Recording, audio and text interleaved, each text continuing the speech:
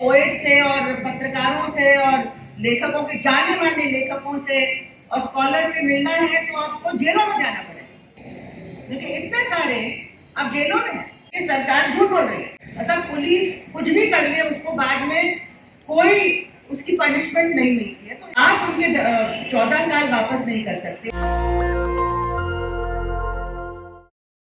ये प्रोपेगेंडा के ज्यादा विक्टिम्स शायद हैं बजाय कि जो जेलों के अंदर। अब तो हमारे बहुत सारे साथी जेलों के अंदर हैं। लोग कहते हैं कि अगर आपको पोएट से और पत्रकारों से और लेखकों के जाने माने लेखकों से और स्कॉलर से मिलना है तो आपको जेलों में जाना पड़ेगा, क्योंकि इतने सारे अब जेलों में हैं। सबसे जो हमारे जो कहते हैं समाज के बेहतरीन लोग, रोल मॉडल्स जो होने चाहिए, जिन्होंने अपने बजाय समाज के बारे में सोचा, गरीबों के बारे में सोचा, उनके लिए आवाज उठाई, जो बेजुबान थे उनके लिए आवाज उठाई, उनको बंद किया हुआ है। तो ये हालात आज के दिन हैं। और हाल में एक दोस्ती नाम का प्लेटफॉर्म कई संगठनों ने मिलकर बनाया है कि समाज में फिर से एक जो दोस्ती की भावना, प्यार मोहब्बत की बातें जो होती हैं कम्युनल हार्मनी की, उसके लिए काम किया जाए, तो उसमें भी आमिर शामिल हैं। और एक बड़ी बात यह है कि इनके पहले जो अरेस्ट जब हुए थे 98 में, उसके बाद उसके मतलब वो तो आईपीसी में अरेस्ट हुए थे, तब हुए थे, तो था ही नहीं, तब भी इनके साथ इतनी ज्यादती, कोई जो कानून में प्रोविजंस है वो इम्प्लीमेंट नहीं किए गए। अरेस्ट का टाइम एक हफ्ते बाद दिखाया गया ताकि उनसे फर्जी कागजों पे, ब्लैंक कागजों पे ये साइन करवा लिए, उनको टॉर्चर कर सकें। तो ये सारी बातें जो हैं, और उसके उस टाइम पे ना इनकी माँ को कुछ पता था कि किसके पास जाना जब घर नहीं पहुंचे, कहाँ जाना चाहिए, किसको बताना चाहिए, आम लोगों को कैसे मालूम होगा कि कैसे क्या करेंगे।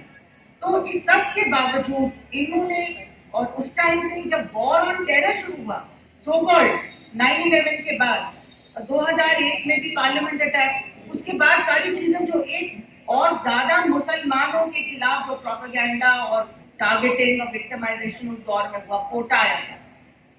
तो आप देखते हैं कि इन्होंने भी जेलों में देखा कि ढेर सारे डिस्प्रोपोर्शनेटली मुसलमान आ रहे हैं, तो इनको भी कुछ ना कुछ तो लगा होगा कि क्या हो रहा है हमारी कौम के साथ।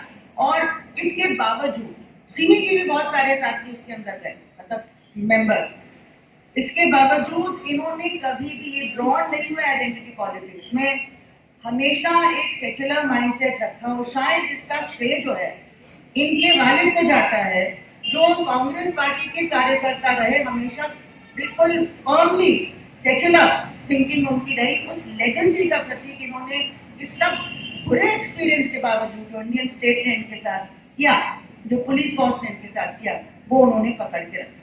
ये बहुत बड़ी बात है। और आज ये हमारी, हम सब की जो मुहिम है, बिल्कुल सही कह रहे हैं।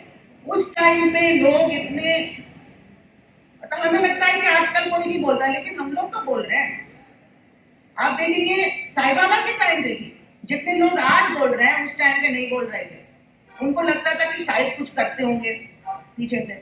और जितने और भी साथी गए, SAR गिलानी हमारी यूनिवर्सिटी में, हो सकता है कि हमको नहीं मालूम, बट ये प्रिजम्पशन ऑफ गिल्ट, स्पेशली अगर आप मुसलमान हैं, स्पेशली अगर आप कश्मीरी हैं, तो हम सबके अंदर ये जिस तरह का एक स्टीरियोटाइप बना था, और ये इजी वे आउट के शायद कुछ किया होगा, हमें कैसे मालूम कि इनोसेंट है। तो आज के दिन हमको, हम मान के चलते हैं जब हम कोई केस के बारे में सुनते हैं कि सरकार झूठ बोल रही है, ये हम लोग समझने लगे। अगर वो लोग कह रहे हैं, अगर पुलिस कह रही है तो जरूर झूठ होगा। अब वो पुलिस की क्रेडिबिलिटी बहुत कम हो गई है। हाँ, डर के मारे शायद लोग ना बोले, हो सकता है आगे ना आए, लेकिन उनको ये लगना कि ये हाँ टेररिस्ट होगा। अब वो चीज भी बदल गई है। तो आमिर इसके बारे में बिल्कुल सही कह रहे थे कि अब सॉलिडारिटी में लोग हैं जो जाएंगे, साथ खड़े रहेंगे। और आप खुद इस काम में लगे हैं, आपके साथ हर्ष बंदर और सारे जो साथी सिविल सोसाइटी के और भी बहुत सारे संगठन हैं, हम लोग सब मिल के, जो पहले हम लोग अपने अपने अलग अलग कामों में लगे थे, अपने सारे डिफरेंसेस भूल के हम लोग एक साथ इसमें लगे हैं। ये बहुत बड़ी बात है और इसी से हमें उम्मीद मिलती है।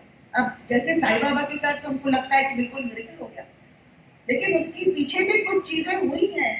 जो पहला डिनायल हुआ, एक्विटल को स्टे कर दिया गया, उसके बाद एक जजेस में कंसोलिडेशन आया, ये हमें मतलब सुनने को आ रहा है। तो हर बुरी चीज का भी कोई ना कोई एक अंजाम होता है, हो सकता है उसका नतीजा अच्छा। तो ये अब एक उम्मीद की किरण जो जागी है, उसी पे हमें और काम करना है। और ये और चीज जो है कि जो किताब में भी आई है कि जो अकाउंटेबिलिटी होनी चाहिए कि कितने फर्जी केस इनके पास साथ जो किए और जो टॉर्चर किया, किसी को कोई अकाउंटेबल नहीं बनाना है। मतलब पुलिस कुछ भी कर ले, उसको बाद में कोई उसकी पनिशमेंट नहीं मिलती है, तो इसके खिलाफ हमें आवाज उठाना जरूरी है। आप उनके 14 साल वापस नहीं कर सकते, उनके अब्बू को वापस नहीं ला सकते, उनकी अम्मी की हेल्थ को वापस नहीं ला सकते।